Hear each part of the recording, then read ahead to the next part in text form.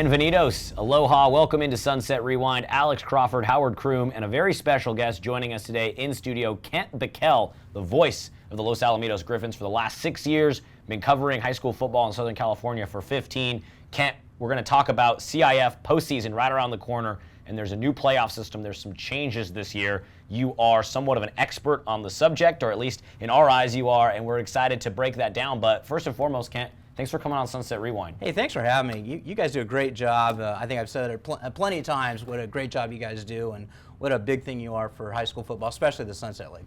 Well, thank you for being on with us, Kent. We just want to jump right into it and start off by talking about some of the changes to the playoff format. So if you could just jump in by telling us, one, what are the changes? What does this new format look like? And what is CIF trying to get out of it? What are the goals of making these changes?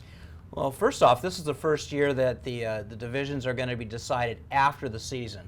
Normally they'll decide prior to, and that's the way that's been done for years. Well, every year prior to this is they've had a formulary that's used a number of different iterations of the formulary, but this is the first time they're doing it after the fact. They're using strictly a CalPreps rating system as the backbone of it all.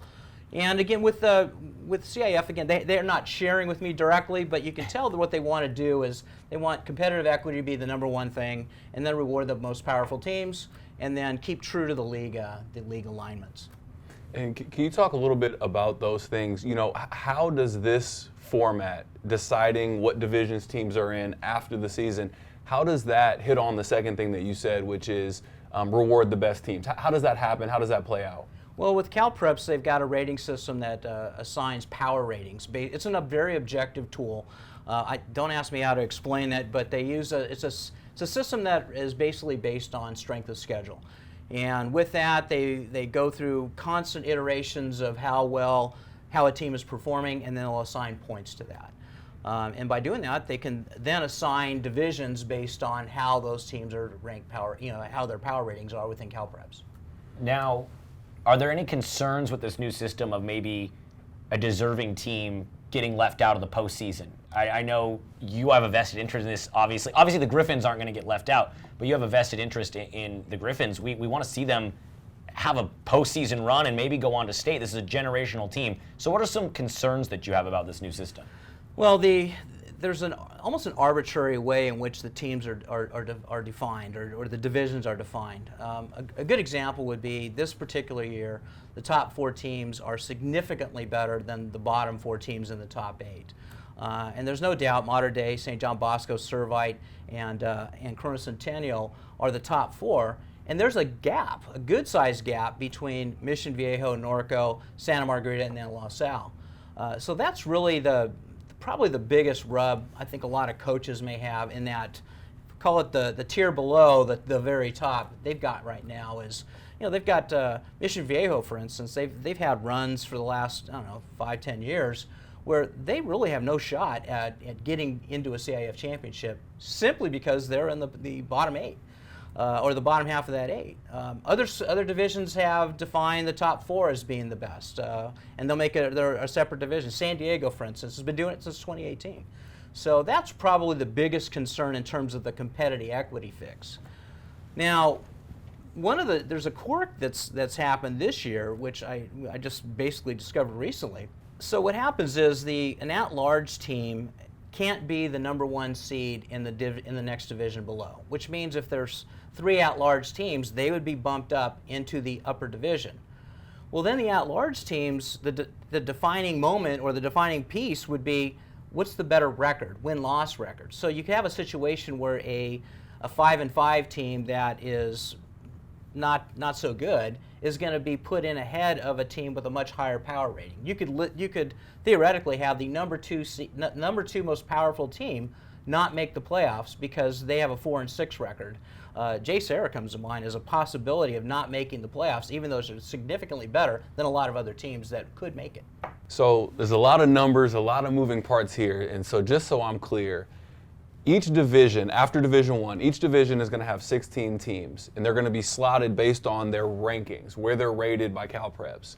So if the 17th team is an at-large team, so usually the 17th team is going to be the number 1 seed in that next division. Correct. But if that 17th team is an at-large team, then they're going to get bumped up into the higher division because they can't be the number 1 seed in the lower division.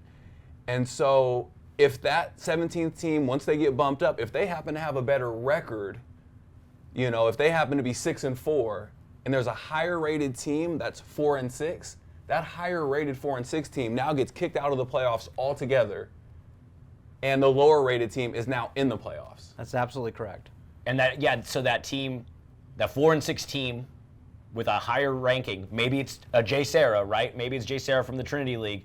They're just into the ether. They don't get to play anyone. And you would think that they get bumped down into Division 3, but it doesn't work that way. They're just out of the playoffs altogether. That's right. And additionally, Kent, what you're saying is, okay, let's just use this scenario again. That next division down, the 17th team, they get moved up. And then if the next team after that is also an at-large, they get bumped up. Correct. And in theory, that can keep happening. And based on what we're looking at, what's on the screen here from the CIF playoff bulletin, we might have 4 deserving teams not get into the postseason.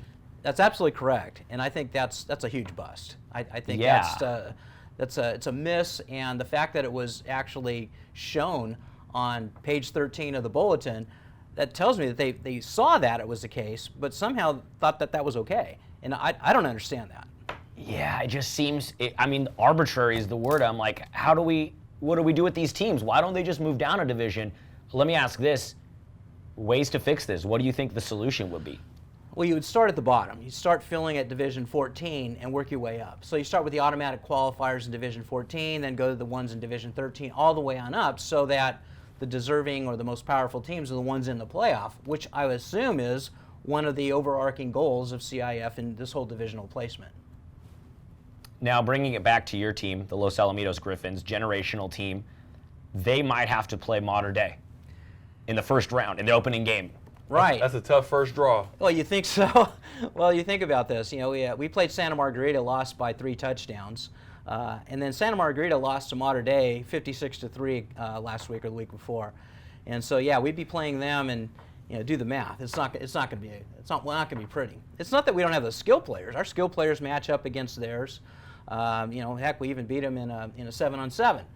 But what isn't accounted for is what's up front. They have such an advantage up front, and that's the difference. That's the difference why they're the top team in the country, and we don't begrudge them. We think good for them, good for those programs that are doing that. But just don't make us compete against you. Well, you just hate to see a team with Los Al. You talk about the generational talent. You hate to see a team like Los Al, Mission Viejo, just have absolutely no chance at postseason success. They can't win a CIF title. They can't compete for a state title, even though we feel like that should be their ceiling. Well, no, you're right. And, for Los Alamitos to have a complaint about it, it pales in comparison to what Mission Viejo has been doing for the last 4 or 5 years. They've had great teams, great public school team, great public school program, but they're running into this 5 years. They're probably looking over at us saying, well, now you know what we've been going through. And it's absolutely correct. The thing is, it can be fixed. It can be fixed fairly simply.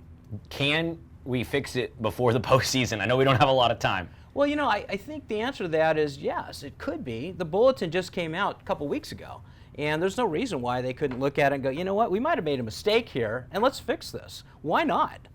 It's not etched in stone. It's not the Constitution of the United States. It's not written in blood. Like, we can make a change, maybe, in the next week. Well, absolutely. It's high school football, and we're trying to serve all of the stakeholders. So you think about all the people that are involved with this, all those kids that have been through practice for throughout their careers, the coaches who work tirelessly for peanuts, basically, and then you got the cheerleaders, the fans. You got so many stakeholders. Us.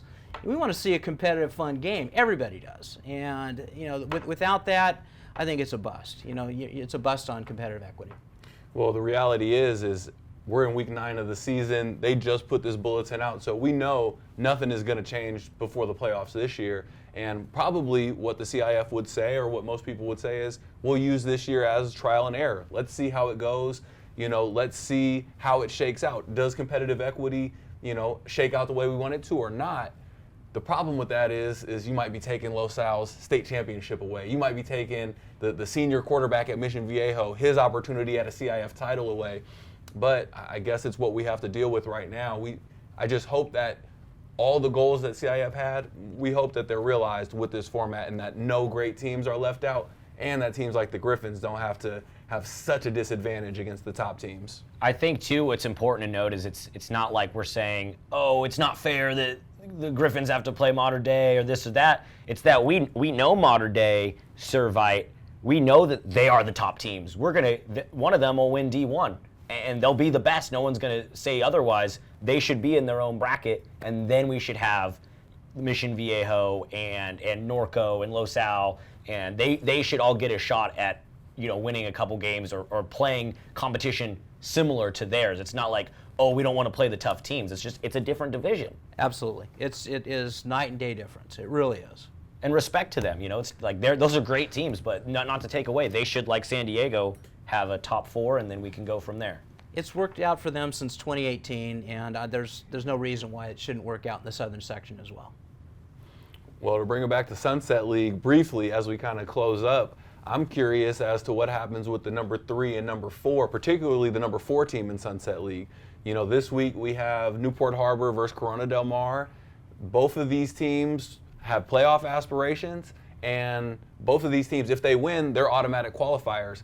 What happens if Harbor wins, who does not have as good of a record as Corona Del Mar, hasn't had as good of a season? What happens if Harbor wins? They become the automatic qualifier for the playoffs, and now CDM is an at-large team. And what if they fall victim to that number 17 team moving up, bumping them out? They're having an incredible year, and they find themselves on the outside looking in. That would be a tough break. Oh, it would be crazy if Corona Del Mar, let's just say they lose to Newport Harbor, if they don't make the postseason still. They went undefeated in their non-league play. They beat San Clemente soundly. That would be a travesty. Yeah, it really would be, and I think that can be fixed. It's all fixable, and it just hope that some of the folks at CIF are watching this and think about it, because again, this all can be fixed, and that's what I'm harping on right now. I'm telling everybody I can that this is really an issue that can be taken care of today. We do not have to live with this year. I don't care if the playoff bulletin was just put out. It's put out in electrons. It's not set in stone. It can be fixed. CIF, if you're watching, let's figure this out. Let's get together. Let's have a meeting of the minds. Kent, thank you for joining us, and excited to see what does happen in the postseason and wrapping up the regular season here in Sunset League. Well, thanks for having me. Well, for our guest today, the voice of the Griffins, Kent Bickell, for my co-host Howard Kroom, and for all the players, parents, and coaches in the Sunset League and in CIF Southern Section, this is Alex Crawford saying, from Saddleback to the Pacific Ocean, from the 405 to PCH, you've been watching Sunset Rewind. Thanks for tuning in.